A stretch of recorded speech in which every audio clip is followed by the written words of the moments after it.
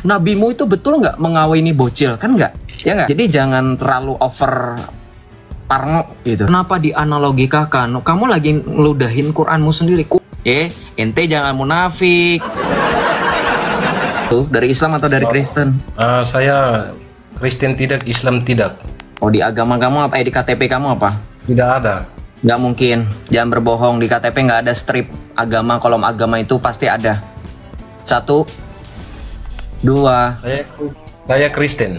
Kristen. Dari dibaptis di mana? Saya dibaptis di bagian timur, di timur. Ya turun aja ya Pak ya. Saya nggak suka kalau orang udah awalnya tidak mau mengakui identitasnya secara asli. Saya cuma minta agama. Kenapa begini? Kalau kita tahu identitas agamanya, kita akan bisa menjelaskan dari sudut pandang yang lebih luas. Contoh begini. Kalau yang bertanya Kristen, kita tidak perlu menjelaskan dari awal, dari secara runutan awal. Kan karena kita paham, oh kamu Kristen, kamu sudah punya basic. Yesus itu firman Allah yang menjadi manusia. Dia adalah Tuhan, Juru Selamat, memberikan dirinya untuk disalibkan. Betul nggak teman-teman? Memahami Allah Tritunggal dan seterusnya. Kalau ada kebingungan, paling kita hanya menjelaskan, ibaratnya memperkokoh fondasi aja. Memperkokoh bangunan yang sudah ada fondasinya. Gitulah ibaratnya kayak gitu ya. Tapi kalau saudara di luar dari Kristen, itu supaya kami juga bisa mengerti, oh kamu di luar dari Kristen, oh kita jelasinnya secara runut ya, gitu. Bukan berarti yang Kristen itu kita jelasinnya secara nggak runut. Maksud saya itu tadi, sudah ada fondasinya, sudah ada basicnya, gitu. Jadi bukannya saya mau kalau Islam pasti Joseph bakal debat. Enggak, tadi si Zila itu tertib, dia mau turun saya turunkan kok. Nggak saya tanya balik mengenai imannya, ya nggak? Saya nggak tanya tentang nabimu itu betul nggak mengawini bocil, kan nggak? Ya nggak? Jadi jangan terlalu over parno gitu. Saya nggak ngapa-ngapain kok. Saya selalu menepati janji saya. Kalau kamu bertanya dan ingin tulus mendengarkan jawaban, kita akan sediakan itu. Justru kami akan sukacita dan sangat senang. Gitu. Tapi kalau kamu berpolemik, nah itu yang kami agak benci. Kenapa? Biasanya yang berpolemik ketika dipolemikan balik dalam tanda kutip setelah 3 kali peringatan, nggak bisa apa-apa. Jadi saya juga jadinya gua buang-buang waktu gitu ya teman-teman ya. Semoga paham, yang Islam, yang Kristen juga paham ya. Jadi mari kita berdiskusi secara enak aja gitu ya. Saya enak, kamu juga enak kok gitu ya. Beberapa teman dari Muslim saya tuh kadang sih mempertanyakan mengenai Yesus adalah Isa. Apakah Yesus adalah Isa atau bagaimana? Kalau lu ditanyain lagi sama temen lu yang Islam, lu bilang beda. Secara cerita, secara tokoh. Karena begini, gue pakai analogi deh biar lu gampang. Saya pakai lu gue ya teman-teman, karena kayaknya sebaya nih. Nggak apa-apa bro. Jadi gini. Oke. Kalau secara analogi, misal gini teman-teman. Teman-teman lebih percaya cerita Presiden Soekarno karangan dari family atau keluarganya Soekarno, atau dari orang yang ratusan tahun setelah Soekarno hidup dan berkuasa dan memerintah? Pasti dari keluarga kan? Karena keluarga adalah saksi hidup, keluarga adalah orang terdekat, jadi tahu, oh Soekarno itu lahirnya di Blitar, sementara yang lain itu dikatakan, oh Soekarno itu lahirnya misalkan di mana? Di Bogor, gitu. Dari situ aja sudah berbeda. Ketika berbicara mengenai Isa, bro, saya kasih kamu literatur ya. Nih, bro, teman-teman boleh direkam, silahkan, nggak apa-apa. Nah ini literaturnya, bro, boleh screenshot, teman-teman juga boleh screenshot, nanti dicari ini siapa. Profesor Dr. Ali Muhammad Asyalabi. Ya, ini saudara bisa baca di sini. Pakar Sejarah Islam Timur Tengah. Betul ya? Iya. Oke, ini judul bukunya. Ini. Oke. Ini penerbitnya. Ya. Ini penerjemahnya. Jadi aslinya buku ini dalam bahasa Arab tapi sudah diterjemahkan.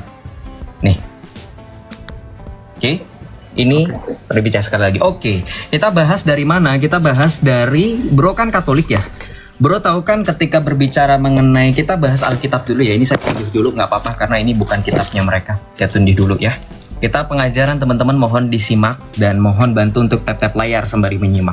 Saudara yang Kristen, baik Katolik, Protestan maupun Ortodoks, kita sepakat Bunda Maria adalah perawan terberkati yang telah Allah pilih dan Allah persiapkan sejak semula untuk mengandung dan melahirkan Sang Firman Allah, yaitu Tuhan kita dan Juru Selamat kita, betul?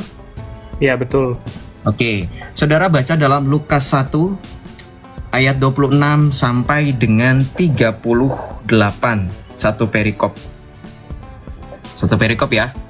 Nah, bro, kalau kamu nggak percaya, ini saya kasih gambaran ini aja. Pasti saudara yang Kristen sering baca ini, ya. Sering dibacakan ini ketika hari raya kelahiran Tuhan kita Yesus Kristus, hari raya Natal. Nih, pasti sudah pada tahu dong dari sekolah minggu juga ya diajarkan ya. Di sini tidak ada terjadi hal-hal sesuatu yang aneh. Let's say misalkan ada proses peniupan, dipegang-pegang pakaiannya si Bunda Maria, nggak ada ya. Nggak ada ya. Bagaimana kita tahu begini? Gabriel itu sangat menghormati Maria. Ketika Gabriel datang kepada Maria, malaikat itu berkata, "Salam hai engkau yang dikaruniai, Tuhan menyertai engkau." Ya. Kemudian beginilah isi pesannya. Tidak ada sesuatu hal yang si Gabriel itu akan memegang Bunda Maria, kemudian Gabriel akan meniupkan ruh dari Allah ke farjaha, nggak ada. Nah, bro mau tahu itu narasinya ada di mana? Kita lihat di sini. Ya, kita lihat di bagian ini. Kita buka dalam nih.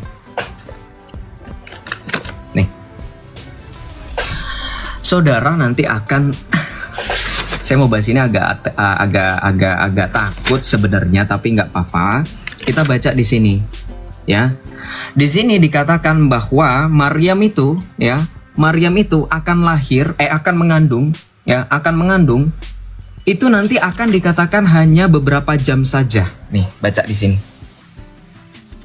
Kita baca ya, bro, mengenai Isa di sini. Kita baca di sini. Dr. Salahuddin Al-Khanidi cenderung mendukung pendapat yang disampaikan Abdullah bin Abbas. Abdullah bin Abbas ini salah satu sahabat Rasul loh, teman-teman. Ya. Jadi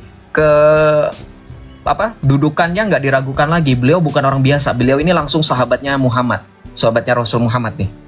Bahwa kehamilan siapa? Maryam dengan Isa Al-Masih tidak lebih dari beberapa jam. Baca. Paham nggak di sini? Paham nggak di sini? Jadi ibarat kata seperti sedang meniup balon, langsung jadi tekdung gede, langsung habis itu lahiran. Ini bukan kata Joseph, ini kata siapa? Nih. Kalau mau protes ke sini, seorang doktor, Salahuddin Al-Khalidi, yang mengutip pandangan dari Abdullah bin Abbas. Saudara lihat di sini. Kita buktikan apakah Maria, Bunda Maria, selesai diberi kabar malaikat Gabriel langsung melahirkan, langsung hamil tekdung gede, enggak? Baca di sini. Di bulan ketiga, pada bulan yang keberapa kita baca di sini, ya. Dia tinggal 3 bulan bersama Elizabeth. Nih. Masih mengandung, tidak melahirkan langsung. Itu berbeda kan? Nah, sekarang saya mau ke yang paling penting, bro. Saya tanya sama teman-teman yang Kristen. Sekali lagi, baik Katolik, Protestan, maupun Ortodoks. Saya tanya, Bunda Maria ketika melahirkan atau mengandung Yesus itu bergembira dan bersukacita nggak? Bergembira dan bersukacita nggak kira-kira? Ya, betul. Nih, nyanyian, pujian Betul, Maria. Nih, lalu kata Maria, jiwaku memuliakan Tuhan dan hatiku bergembira. Jadi Maria ini memuliakan Tuhan karena dia bergembira. Karena Allah juru selamatku, sebab ia telah memperhatikan kerendahan hambanya. Jadi Maria ini diperhatikan ya teman-teman ya. Diperhatikan ya. Oke, sekarang lihat narasi yang ada di dalam kitab sucinya mereka. Kita baca di sini terjemahan tarjim dari surah Maryam ayat 22 sampai 23. Ini perspektif mereka tentang yang katanya Bunda Maria atau Siti Maryam. Dikatakan apa? Di sini. Maka ia dalam kurung Maria mengandung, lalu ia mengasingkan diri dengan kandungannya itu ke tempat yang jauh, kemudian rasa sakit akan melahirkan memaksanya bersandar pada pangkal pohon kurma. Ia dalam kurung Maryam berkata, wahai betapa baiknya aku mati sebelum ini dan aku menjadi seorang yang tidak diperhatikan dan dilupakan. Saudara garis bawahi kata ini. Ya, Maryam di sini di Quran mereka di surah Maryam 22 23 dikatakan apa? Tidak diperhatikan dan dilupakan. Nih, apa saya coret buku-buku saya kok saya beli sendiri. Perhatikan di sini. Apakah Maria tidak diperhatikan?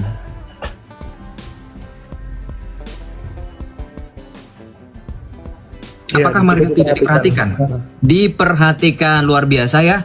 Itulah yang disebut dengan sekalipun malaikat dari sorga memberitakan Injil yang lain daripada Injil yang telah kami beritakan kepada kamu, maka terkutuklah dia. Saudara masih terima dengan perkataan Saracen atau abad ke-7 atau orang-orang oknum-oknum mereka yang mengatakan, oh kami sangat menghormati Bunda Maria di kami. Kamu nggak tahu aja baca Quran mereka.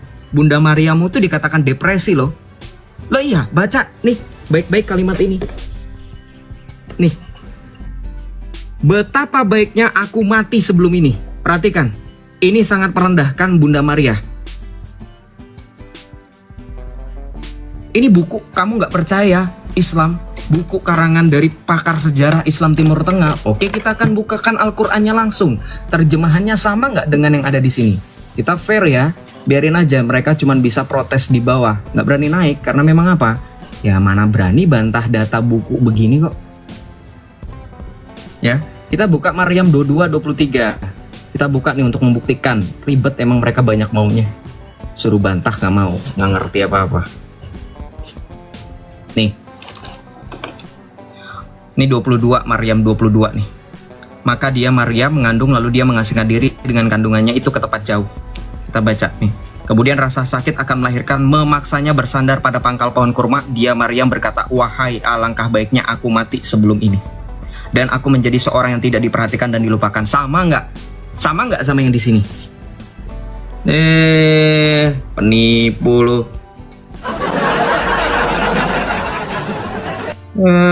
Sama kan? Nah, saudara, dari sini aja peran Bunda Maria itu sangat fatal loh, Bro Ron. Sangat fatal loh. Iya. Kita betul. menghargai Bunda Maria, Theotokos, perawan termurni. Karena Maria itu memuliakan, bergembira, bersukacita. Dan Maria di sini jelas mengatakan diperhatikan. Loh kok bisa-bisanya kamu lebih percaya dengan yang ini yang mengatakan bahwa pertama, lebih baik aku mati sebelum ini. Ini depresi loh.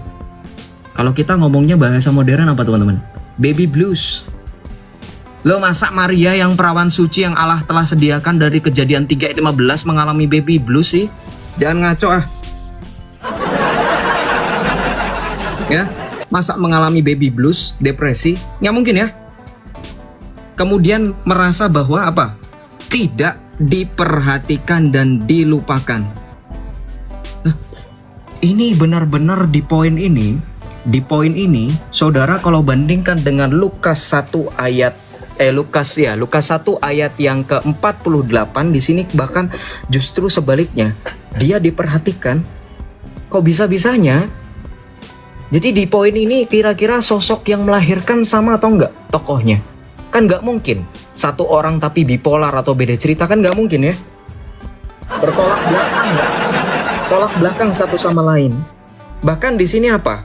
Kita melihat bagaimana kenapa Maria itu sangat kita hormati teladannya. Kenapa? Baca di sini.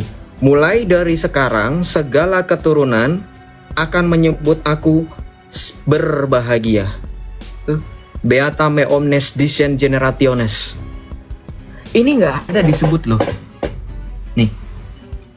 Maka di sini kita lihat narasi yang dipakai yang juga menghujat Bunda Maria. Kalau saya bilang boleh menghujat, saudara baca aja, simpulkan. Dikatakan apa? Maryam, baca, mengharapkan kematian. Boleh nggak kalau saya bilang ini depresi ketika saya tadi sebut ini depresi? Boleh? Boleh, karena ini juga dinarasikan seperti ini. Mengharapkan kematian.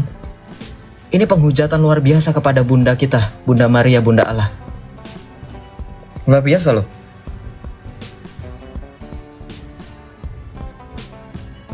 Ya, luar biasa. Karena apa? Nih dibilang apa? Menghadapi skandal. Luar biasa. Sejak kapan perawan Maria menghadapi skandal? Enggak. Itulah kenapa berbeda. Kenapa bro? Maria di sini bersama dengan tunangannya. Siapa? Joseph. Santo Yosef. Tahu kan kamu Santo Yosef? Iya, tahu. Nih. Yusuf pun pergi dari kota Nazaret, berasal dari keluarga untuk mendaftarkan diri bersama Maria, tunangannya yang sedang mengandung. Ini bedanya di sini. Yang satu benar-benar lonely, alone, yang satu enggak. Yang satu bersukacita, yang satu depresi. Yang satu hamilnya 9 bulan normal, yang satu cuman dalam hitungan jam. Coba sampai di sini saja sama atau enggak? Saya tanya sama kamu. Beda banget ya.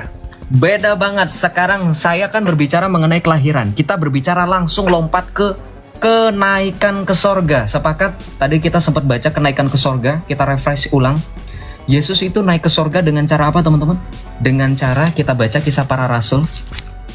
Dengan cara ditutupi awan-awan bersama malaikat dan orang-orang meratapi dia. Jadi yang menutupi Yesus ketika Yesus naik ke sorga itu bukan nih. Ya. Sesudah ia mengatakan demikian, terangkatlah ia disaksikan oleh mereka dan awan menutupnya. Nih, sebentar, dikit lagi selesai. Nih, ini waktu Yesus diangkat ke surga. Di mereka ada nggak? Ada, kan katanya nggak disalibkan, diangkat. Kita lihat bagaimana cara mengangkatnya. Nih, iya, itu yang selalu mereka sebut-sebut bahwa Yesus tidak disalib. Nah, kamu nanti akan ketawa. Kita akan ketawa. Yuk kita baca halaman 501. Nih. Mukjizat Nabi Isa, Hawarion dan pengangkatannya ke langit. Kita baca di sini. Oke. Nih, betul memang narasinya nih, baca. Lalu Nabi Isa mengulang tawarannya untuk kedua dan ketiga kalinya, akan tetapi dari semua muridnya hanya pemuda tersebut yang menyanggupinya. Saudara, kalau ada yang penasaran, Joseph di buku ini disebutin nggak nama pemudanya yang menggantikan Isa ini yang katanya bilang ini Yesus yang nyalip itu, yang akhirnya disalibkan itu Yudas, Yehohanan, Simon Kirene, ya, katakan nama dan mukalap lain. Nggak ada, bro, nggak ada. Ini seorang, tadi kita lihat penulisnya siapa, pakar sejarah Islam Timur Tengah aja nggak berani menyebutkan siapa yang menggantikan. Jadi paham ya? Jadi memang mereka bebingung-bingungan tuh. Nggak ada di sini Yudas itu, nggak ada. Saudara baca di sini ada kata Yudas nggak? Silakan di screenshot. Nanti kalau misalkan ada nggak kata Yudas di sini kira-kira? Nih dari halaman ini. Ketika berbicara mengenai peristiwa ini, tuh. Jelas kan ya, waktunya hari Jumat setelah asar. Lu tahu harinya setelah asar malam Sabtu, tapi lu nggak tahu namanya. Kocak. Nah, kita lanjut ya, kita fokus. Jadi tadi kan kita membahas tentang kenaikan. Tahu nggak bagaimana cara Isa diangkat ke langit? Oh, nggak dengan cara yang ketika Tuhan Yesus naik ke surga, teman-teman. Nih, ditutupi awan-awan. Tidak dengan cara seperti ini. Ini sangat mulia. Ini disaksikan oleh orang-orang banyak. Awan-awan menutupnya. Malaikat-malaikat itu juga baris berbaris nih, ya, 2 orang yang berpakaian putih di dekat mereka. Kamu mau tahu bagaimana Isa diangkat ke langit? Kita baca di sini. Ya, kemudian Allah menjadikannya serupa dengan Nabi Isa sehingga seolah-olah ia adalah Nabi Isa. Lalu nih, baca nih, ini peristiwa pengangkatannya. Lalu terbukalah sebuah loteng di atap rumah dan Nabi Isa pun merasa kantuk dan tertidur, lalu ia diangkat ke langit. Pertanyaan saya, kalau di Alkitab dikatakan Yesus akan datang kembali seperti dia naik ke sorga dengan cara yang sama, saudara mau ngelihat Yesus itu turun dengan cara digeser atap lotengnya? Kan gak lucu. Bukan awan yang menutupinya, debu asbes. Atau kalau di zaman dulu atapnya pakai jerami, nah jerami, debunya jerami, pasir-pasir. Ya, yang ada orang bukan terkesima, kena ispa duluan, infeksi saluran pernapasan akut. Mau menyamakan? Mau disamakan? Oh, ada yang bilang itu bukan sumber dari Al-Quran. Baca di sini. Ini sumbernya. Kamu pikir saya beli buku itu nggak buku yang kompeten, kredibel dong? Baca ini sumbernya, Al-Qasas Al-Qur'ani Urud Waqa'i wa Tahlil Ahdas. Ini justru dari Quran. Cerita tentang dalam Al-Quran. Dan sekali lagi, ini yang nulis seorang profesor ini. Makanya saya bilang tadi di awal, hello orang Islam, kamu ngerti nggak cara baca buku? Kamu cari penulisnya ini, biografinya siapa, kamu cari tahu. Seorang profesor, doktor yang pakar sejarah masa disalah-salahin? Memang kamu sekelas profesor, guru besar kamu. Nggak bisa bantah kamu. Jadi sampai di sini kalau sebagai kesimpulannya sama atau beda, bro? Iya, udah jelas sih beda banget. Totally different ya, completely different, betul ya? Iya, betul. Nanti lu kalau saya sarankan ini buku halamannya 600-700 halaman, 600-an halaman, hampir 700. Di sini nanti kalau semakin kamu baca, semakin kamu yakin mereka bukan merujuk kepada Yesus Kristus yang kita imani ada di dalam Alkitab ini. Kenapa? Nah, ini mereka nggak punya kesaksian. Kita meyakini Yesus itu berasal dari iman para rasul. Makanya sudah cukuplah bagi orang Kristen untuk meyakini Yesus sebagaimana para rasul meyakini Yesus. Kenapa? Baca dalam 1 Yohanes. Kita baca nih. Sudah cukup, jangan kamu malah cari-cari di tempat lain. Kenapa? Kita baca. Kesaksian rasul tentang firman hidup. Jadi ini kesaksian para rasul mengenai Yesus Kristus. Baca. Apa yang ada sejak semula, yang telah kami dengar, yang telah kami lihat dengan mata kami, yang telah kami saksikan, dan yang kami raba dengan tangan kami tentang firman hidup, itulah yang kami tuliskan. Hidup itu telah dinyatakan dan kami telah melihatnya. Sekarang kami bersaksi dan memberitakan kepada kamu tentang hidup kekal yang ada bersama Bapa dan telah dinyatakan kepada kami. Ini kalau kita baca sampai sini nih sangat jelas berbicara mengenai Yesus yang adalah firman Allah.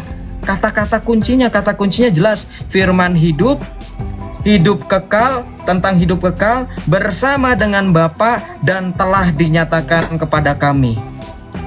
Nah, jawabannya di mana? Nih ayat ketiga udah ada jawabannya. Apa yang telah kami lihat dan kami dengar itu kami beritakan kepada kamu juga, supaya kamu pun mempunyai persekutuan dengan kami. Persekutuan kami adalah persekutuan dengan Bapa dan dengan anaknya Yesus Kristus. Semuanya ini kami tuliskan kepada kamu supaya apa? Sempurnalah sukacita kita. Jadi apa kita masih butuh penyempurna, teman-teman? Sampai di sini. Apa kita butuh penyempurna ketika berbicara mengenai persekutuan? Berbicara mengenai kesaksian mengenai Yesus Kristus, butuh penyempurna kita? Enggak. Karena sudah ada yang menyatakan dan menyaksikan dan juga menuliskan mengenai Yesus Kristus, dan sempurnalah sukacita mengenai siapa? Firman hidup. Jadi apa perlu pengakuan dari orang Islam sekali lagi? Enggak. Orang Kristen yang tegas berbicara mengenai toleransi agama adalah tidak menyamakan Yesus Kristus dengan sosok lain. Karena jelas Yesus itu hanya menyatakan dirinya dan bukan menyatakan diri hanya kepada rasul ya, tapi yang menuliskan, mencatatkan, yang berani mencatatkan itu kepada kita adalah para rasul. Di luar itu mereka tidak punya otoritas. Gitu. Silakan teman-teman lain menambahkan ya. Saya rasa sudah cukup kalau dari saya. Mungkin ada teman-teman lain, kita simak. Izin menambahkan ya bro. Silakan. Oke, jadi ini salah satu juga ya Injil yang sudah dikutuk oleh gereja. Ini dari Injil masa kecil menurut Thomas. Kita baca ya di sini teman-teman. Ketika kanak-kanak Yesus kini berumur 5 tahun, ia sedang bermain di tepi sebuah wadi. Ia mengumpulkan air yang mengalir itu ke dalam kolam-kolam, dan seketika itu juga membersihkannya. Ia melakukan semua itu hanya dengan kata-kata perintahnya. Ia membuat lumpur lunak, dan darinya ia membuat 12 burung pipit. Nah, kita kan tentunya nggak tahu ya ada cerita ini ya. Nah, karena apa? Cerita ini sudah dikutuk oleh gereja Katolik sejak mula-mula. Nah, tetapi ternyata kita coba buka di sini. Ada ini, kita baca ya di Al-Maidah 110. Ternyata ingatlah ketika engkau membentuk dari tanah seperti bentuk burung dengan seizinku. Wah, kok sama ya ternyata. Wah, dia ngambil dari yang dikutuk kah? Wah, kurang tahu ya saya. Mungkin gitu aja. Iya, nih kalau misalkan gue bukain ya, makanya gue suruh lu pada beli temen-temen. Kalau mau berbicara mengenai Isa, lu masih ragu-ragu Yesus itu Isa apa bukan, Isa di dalam Al-Quran atau bukan. Sorry ya, ini aurat saya kelihatan tadi. Nih, saya kasih spoiler daftar isinya.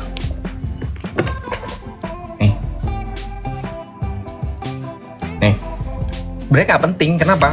Nih, lu baca buku ini masih bahas-bahas Injil orang lain. Nih, masih bahas kitab orang lain punya tuh. Injil Matius, Markus, ngapain coba dibahas ya? Kalau gua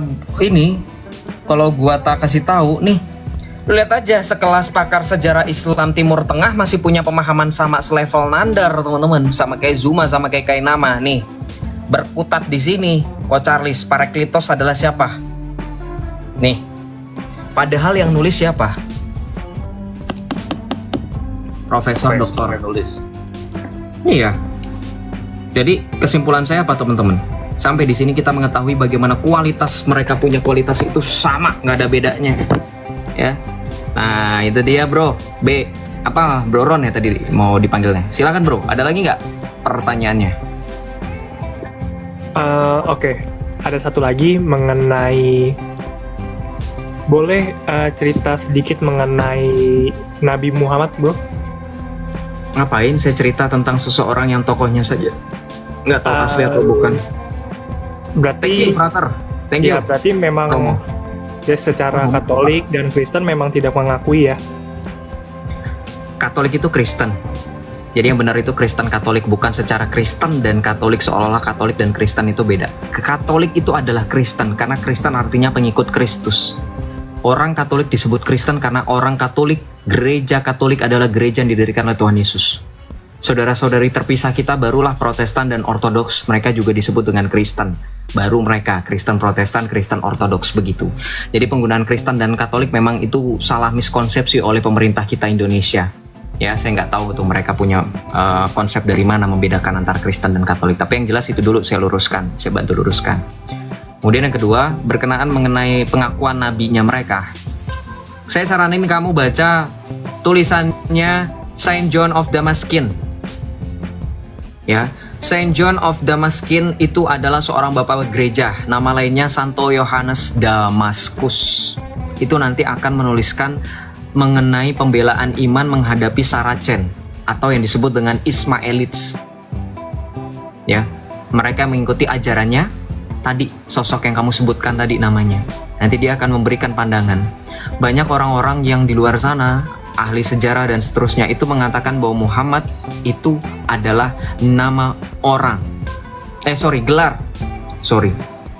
Sehingga itu bisa merujuk kepada bahkan Yesus. Kenapa?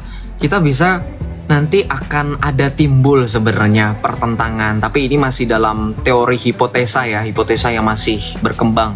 Tapi memang yang paling kuat itu memang waktu itu yang Muhammad itu gelar, sehingga bukan merujuk kepada satu pribadi. Tapi ya saya juga nggak terlalu memusingkan itu, karena bagi saya itu tidak berpengaruh pada keselamatan. Karena yang gereja ajarkan saya terima, karena gereja tidak mengajarkan mengenai sosok tadi, maka saya nggak fokus di situ.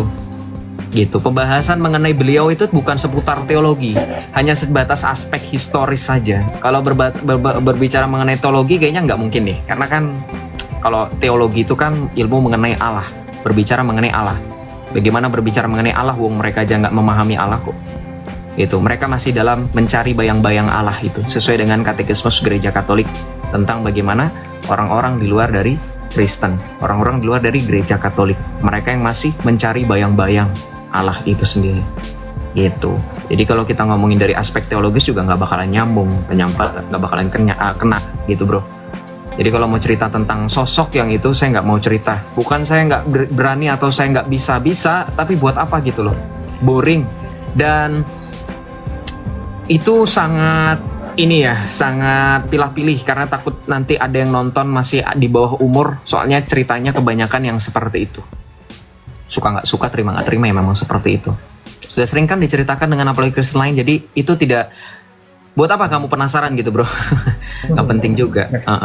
Ya, udah sih itu dari saya. Terima kasih. Oke, salam kenal ya bro ya. Kalau ngomongin, kamu kan dari Serpong ya, Benteng Gading itu masih dalam proses pembangunan kan ya? Sudah rampung, cuman masih belum perfect 100% kan, masih paling 80-90%an kan.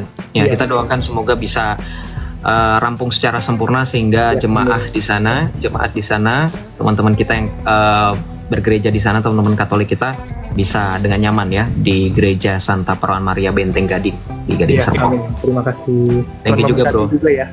God bless ya. Thank you. God bless juga. Kita doakan juga teman-teman yang dari Paroki Ratu Rosari di Jagakarsa juga dalam proses pembangunan. Semoga Tuhan menyertai dan selalu melindungi pihak-pihak yang terlibat dalam usaha pembangunan gereja paroki dan juga dari gereja-gereja lainnya yang sedang membangun. Tuhan sertai selalu. Semoga makin banyak tempat-tempat yang bisa digunakan untuk berkumpul, memuji dan memuliakan Allah, menyembah Allah dalam roh dan kebenaran, yaitu Ekaristi. Kita lanjut ya. Thank you teman-teman yang sudah memberikan berkat oleh Give. Halo, Shalom Romo. Thank you Romo.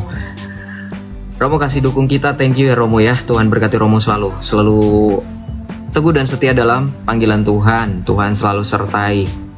Kita lanjut ya. Aku sudah keringetan di sini. Kenapa? Karena ya memang ya. Kalau ngomongin soal yang sebelah itu memang semangatku langsung, adrenalinku naik. Kenapa? Karena ya suka deg-degan. Jujur kalau ditanya deg-degan atau enggak deg-degan, karena ya kadang mereka itu unpredictable.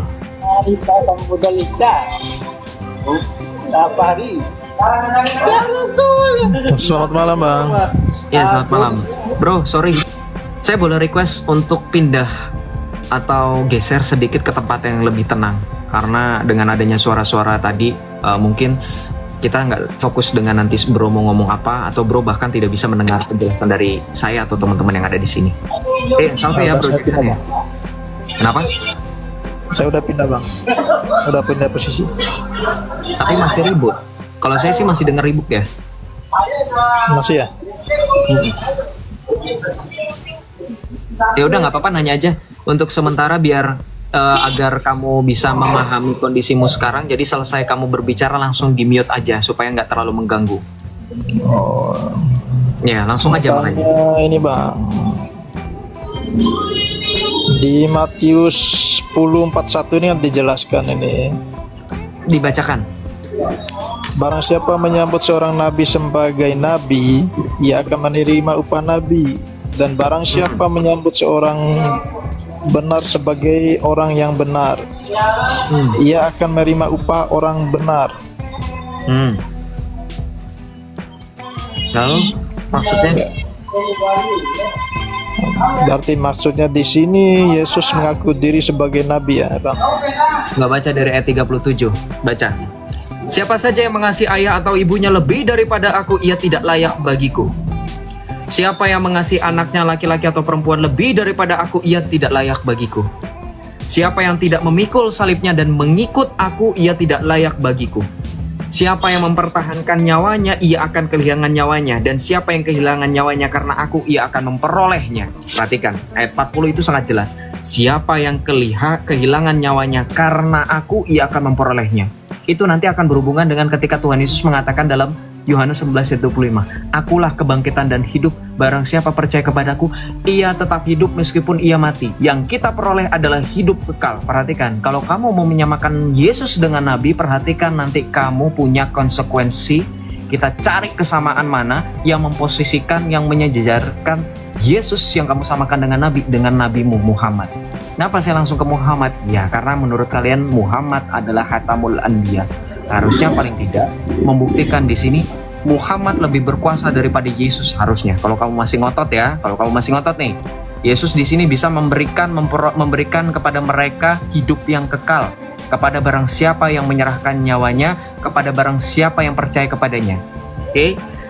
Siapa yang menyebut seorang nabi sebagai nabi, ia akan menerima upah nabi, dan siapa yang menyebut seorang benar sebagai orang benar, ia akan menerima upah orang benar. Siapa yang memberi air sejuk secangkir saja pun kepada salah seorang yang kecil ini karena ia muridku, sesungguhnya aku berkata kepadamu, ia tidak akan kehilangan upahnya. Jadi ini berbicara mengenai perikopnya syarat-syarat dan upah mengikut Yesus.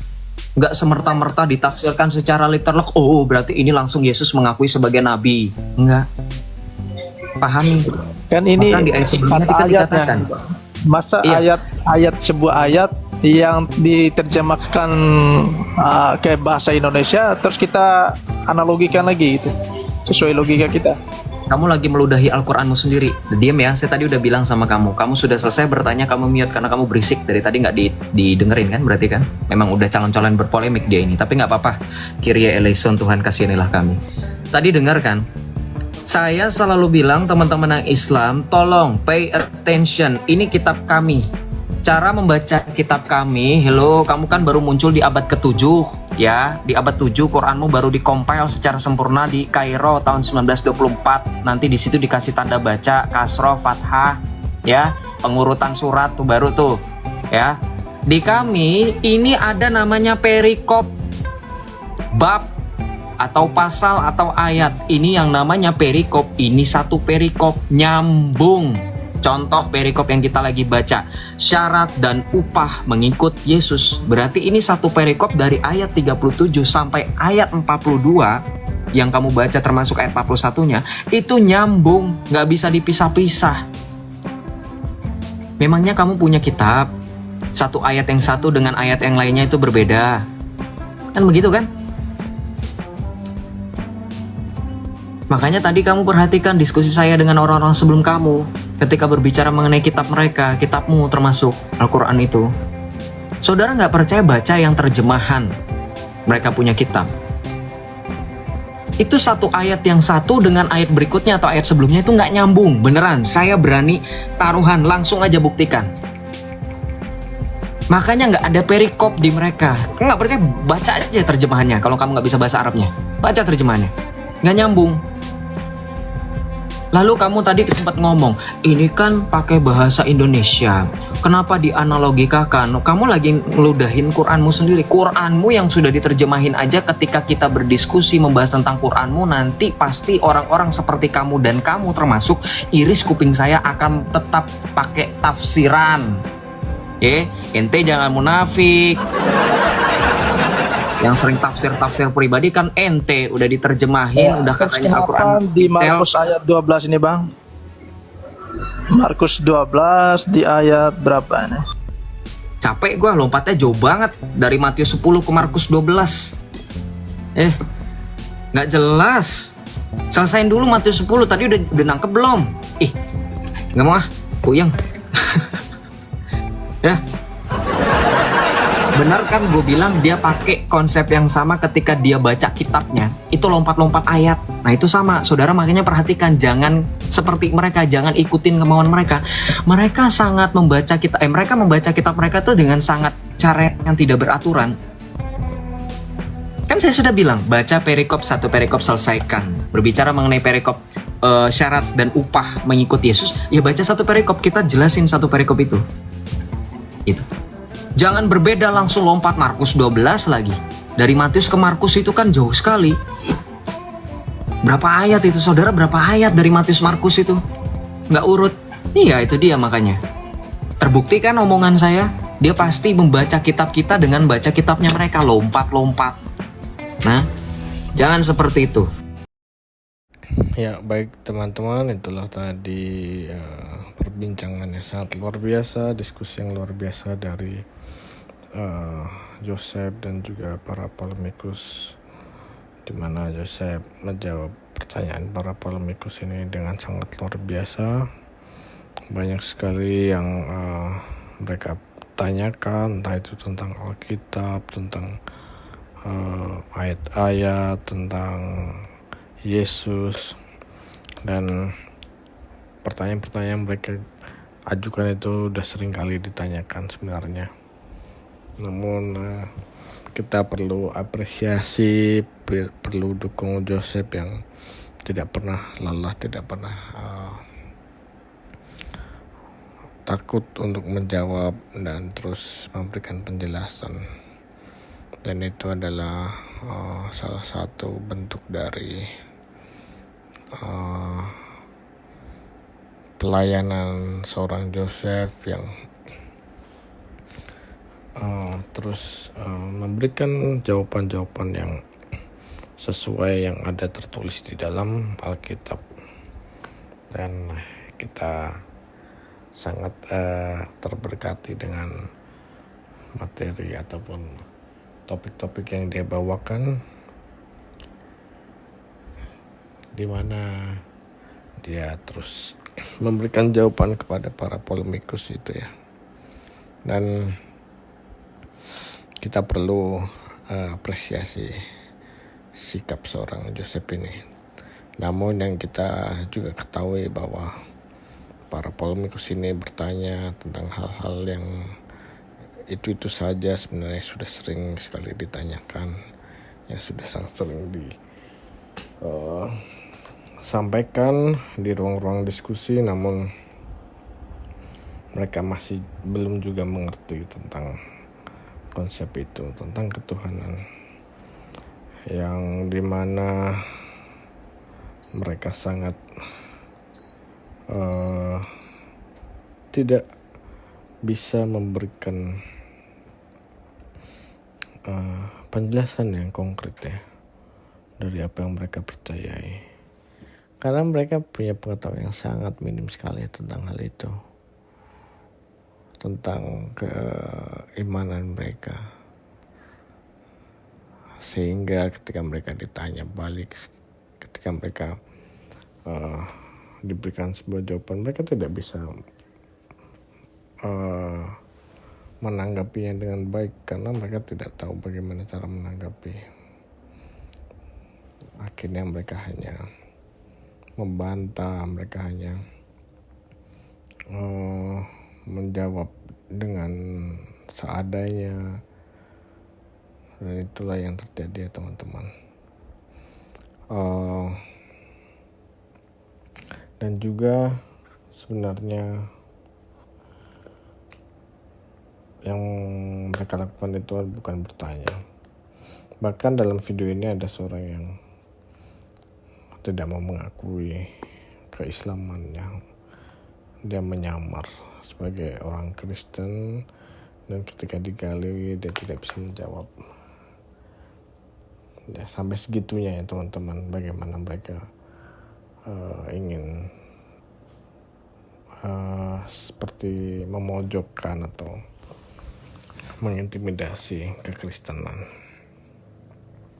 sehingga mereka sampai harus menyamar ataupun berpura-pura sebagai orang Kristen. Ya, sepertilah teman-teman ya yang terjadi saat-saat ini. Banyak sekali orang-orang oknum-oknum yang melakukan hal itu. Namun di situ Joseph tetap terus memberikan jawaban yang luar biasa, menjelaskan dengan sabar tentang berbagai pertanyaan.